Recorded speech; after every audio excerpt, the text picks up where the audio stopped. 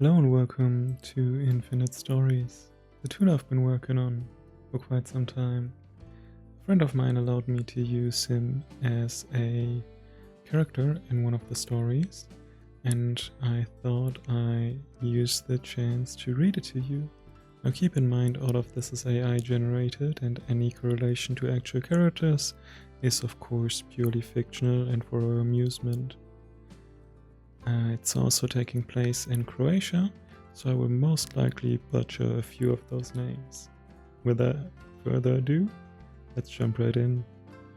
The Cloud and the Chrome. The digital clouds Andrea Herelia engineered were complex, sprawling things made of code and logic. They were elegant, powerful, and paid for his rent. The clouds he truly lived for were the fluffy white ones that drifted across the Croatian sky, the ones he chased on his gleaming chrome motorcycle. After a month spent untangling a client's nightmarish server migration, Andrea felt like less of a cloud engineer and more like a human knot. He needed the road, he needed the hum of the engine, the rush of salty air, and the simple analog joy of two wheels on asphalt. He packed light, a few t-shirts, a toothbrush, a well-worn map of the Adriatic coast. His destination was Budva, Montenegro, a long winding ribbon of a journey from his home near Rijeka. As he zipped up his riding jacket, he caught his reflection in the bike's mirror. Fair skin, short brown hair, ruffled by the anticipation, and blue eyes that were already losing their screen-inducing stain. He perched his sunglasses on his head, familiar habit, and smiled. The server farm could manage without him. His journey was a migration of a different sort, from a world of ones and zeros to one of sun and sea. His motorcycle, a beast of polished metal he affectionately called Munja, lightning, rumbled to life beneath him. The sound was a symphony that drowned out the lingering echoes of support tickets and error logs.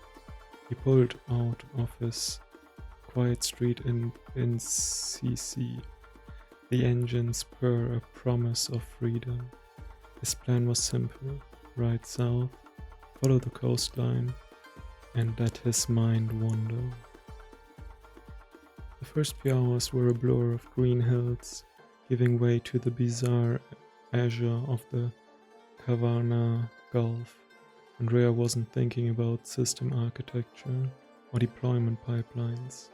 He was thinking about the perfect angle take the next hairpin turn, the taste of the salt on his lips, and where he might stop for a slice of pizza.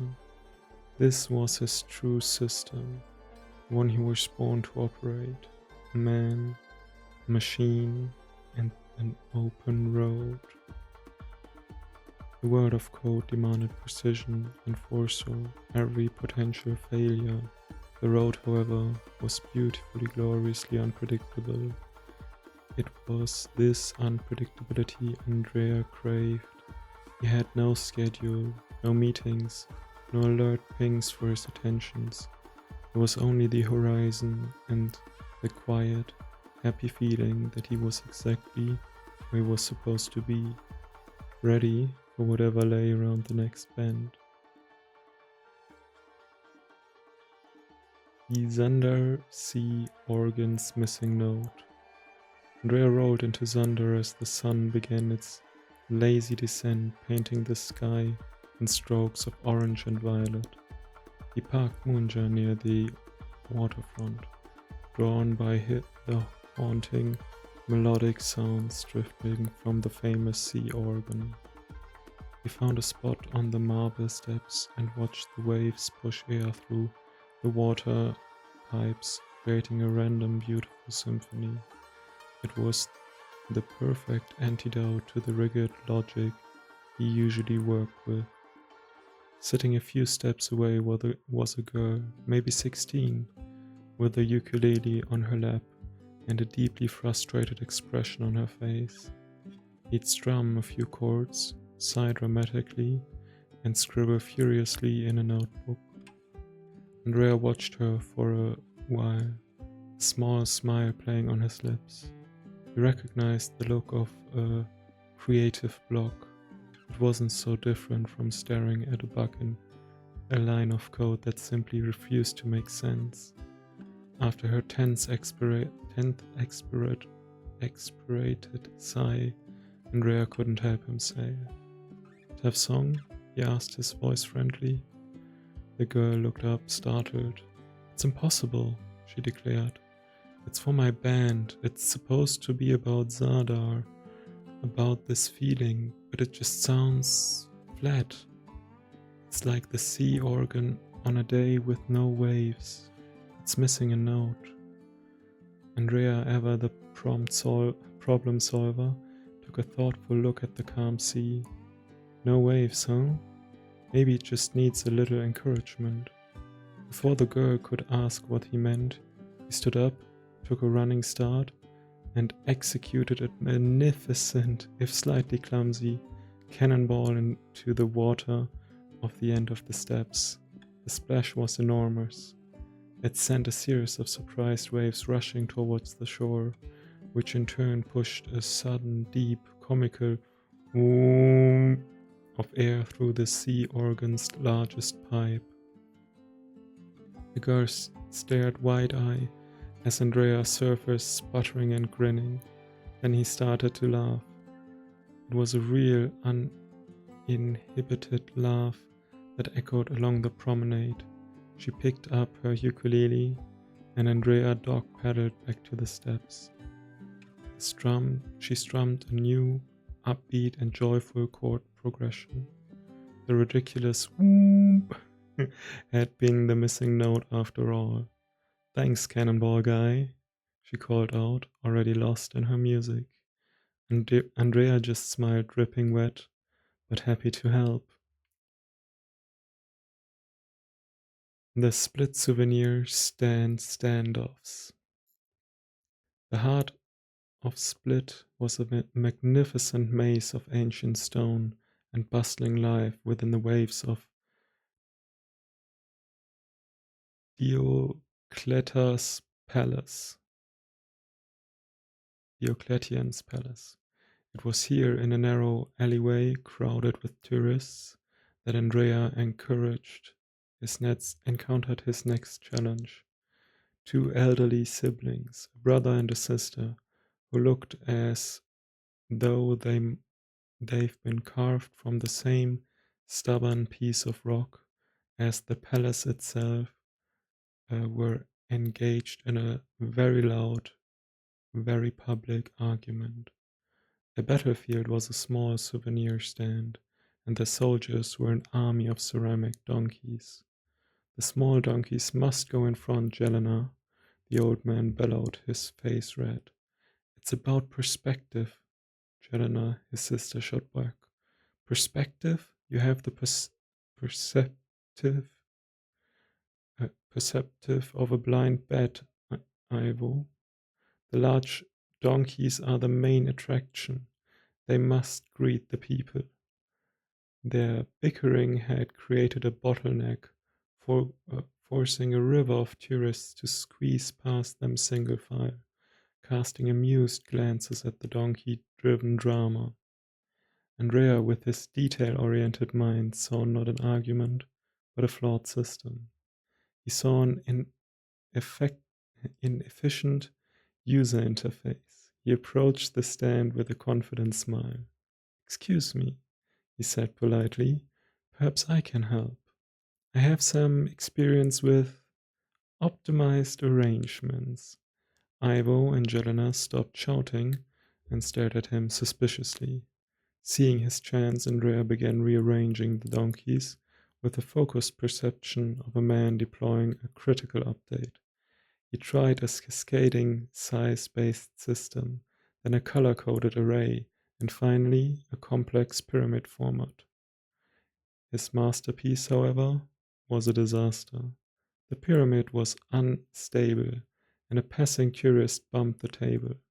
The entire ceramic army came crashing down, clattering onto the ancient cobblestone. A collective gasp went through the crowd. For a moment there was a horrific silence. Then one of the donkeys, having landed on its back, with its legs in the air, began to slowly spin in a circle. The sight was so absurd that a little kid pointed and giggled. The giggle broke the tension. Soon everyone was laughing, including Ivo and Jelena.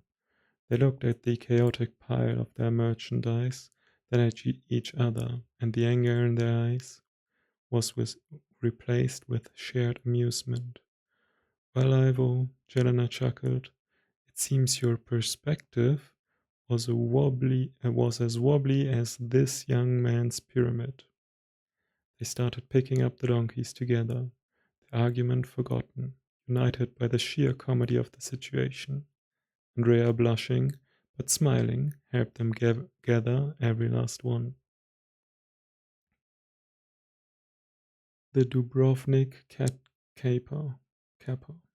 Just outside the majestic walls of Dubrovnik, where the suppressed trees met the glittering sea, Andrea found a teenage girl in a state of absolute panic.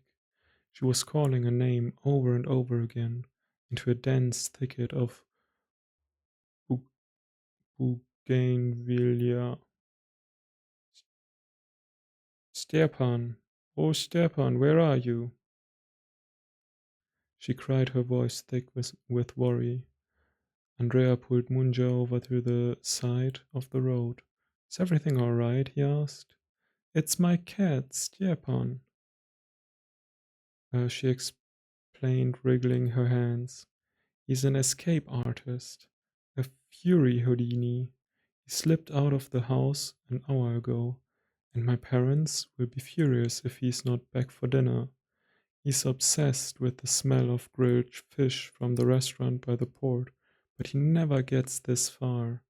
She looked utterly defeated. Andrea, a man who appreciated a well-executed escape, felt a certain kinship with this Stepan. Recalling his favorite food, an idea sparkled. What if we build a trap? He suggested, a mischievous glint in his blue eyes. A friendly one, of course. The girl looked skeptical. She was desperate enough to agree. Andrea's plan centered around the only bait he had on hand, the emergency pizza-flavored crackers he kept in his saddlebag. He found a discarded cardboard box and propped it up with a stick, to which he tied a long piece of string he found in his toolkit. He crumbled the crackers onto the box, creating a trail. The irresistible aroma, he declared with the confidence of a master trapper, no cat can resist. They hid behind a stone wall, holding the string, and waited. The first thing they caught was a very confused-looking seagull that gobbled the crackers and then knocked the stick over on its way out. The second was a small, enthusiastic dog that ran off with the entire box. The third was the girl's younger brother, who had followed her and was curious about the crackers. Each failure was more comical than the last. Just as they were about to give up, laughing at the absurdity of it all, a sleek ginger cat with an air of immense self-satisfaction sauntered out of the bushes, stretched languidly, and rubbed against the girl's leg, purring loudly. It was Stepan, who had clearly been watching the whole fiasco with feline amusement. The girl scooped him up, overjoyed. Your trap was terrible, she said to Andrea, smiling, but it was a great distraction. Thank you. Andrea smilingly shrugged, happy his ridiculous plan had worked, albeit in the most indirect way imaginable. The Knin fortress Fiasco. The ride inland towards Knin was a welcome change. The air grew drier, the landscape were more rugged, dominated by the imposing fortress perched high above the town. It was a place heavy with history, and Andrea found a young man sitting on a bench at its base, staring at a history textbook with the intensity of someone trying to set it on fire with his mind. He was muttering names and dates to himself, looking increasingly stressed. Big test? Andrea asked, parking Munja and taking a seat nearby. The student, whose name was Luca, nodded grimly. Croatian kings, so many of them. Tomislav, Stepan Darskilov, Krezimir IV. Their names and dates are all getting scrambled in my head. I have an exam tomorrow and my brain feels like a bowl of overcooked pasta. Andrea, who organized complex data for a living, thought this should be a simple problem of information management. You just need a better system. A mnemonic device, he announced brightly. He grabbed a napkin from his pocket and began to draw a flowchart. Okay, so think of T for Tomislav as a tower in the year 1925, and K for Krezimir can be a kite flying over 4 castles. He continued for several minutes, creating an elaborate system of images, alliterations, and acronyms. By the time he was done, Luca was staring at the napkin with even more confusion than before. A kite over 4 castles that sips tea with a sad dragon? Luca asked, bewildered. That's so much worse. Now I'm just picturing a cartoon. Andrea looked at his creation. He had to admit, in his attempt to be meticulously detailed, he had created something utterly nonsensical. He had over-engineered the solution. He slumped back, defeated. Then an idea, a much simpler and sillier one, hit him. He started tapping out a rhythm on the bench. What if we made it a song? He suggested. He started to sing, completely off-key, a ridiculous tune about the kings. King Thomas I was a guy in 1925. He reached for the sky. Then Krezimir, feeling great, ruled the land till 1078. It was awful. It was cheesy, and it was incredibly catchy. Lucas started to laugh, but then he started tapping his foot along, singing the next line. They spent the next half hour making up terrible rhymes for a dozen Croatian kings, the laughter echoing up towards the ancient fortress walls. The Budva beach Epiphany. The final stretch of road unwound like a silver ribbon, leading Andrea to the sparkling coast of Montenegro. When he finally rode into Budva, the sun was high and the old town buzzed with a vibrant, festive energy. He found a small pizzeria with a view of the turquoise water, ordered a large Patrikiosa, and sat back, letting the fatigue of the long ride settle into his bones in the most satisfying way. Munja was parked nearby, covered in a light layer of dust, a testament to their journey. As he ate, he thought about the people he had met, the frustrated musician in Zadar, the bickering siblings in Split, the frantic cat owner in Dubrovnik, and the stressed-out student in Knin. He hadn't swooped in with perfect, elegant solutions. In fact, most of his attempts to help had been clumsy, chaotic, and had gone completely sideways. He had made a fool of himself with a cannonball, engineered a donkey's avalanche, and designed the world's worst cat trap. He realized his professional mindset, the need to analyze, optimize, and control, was almost useless out here. The problems he'd encountered weren't systems to be debugged. They were human moments, messy and unpredictable.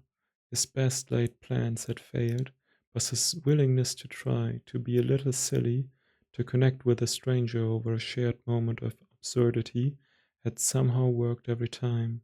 The laughter that followed his fiascos was the real solution. It was a profound realization, a quiet epiphany over a slice of pizza. His intentional goal had always been to find balance, and he thought it meant perfectly partitioning his time between work and leisure. But he was wrong. The balance wasn't in the separation, it was in the integration.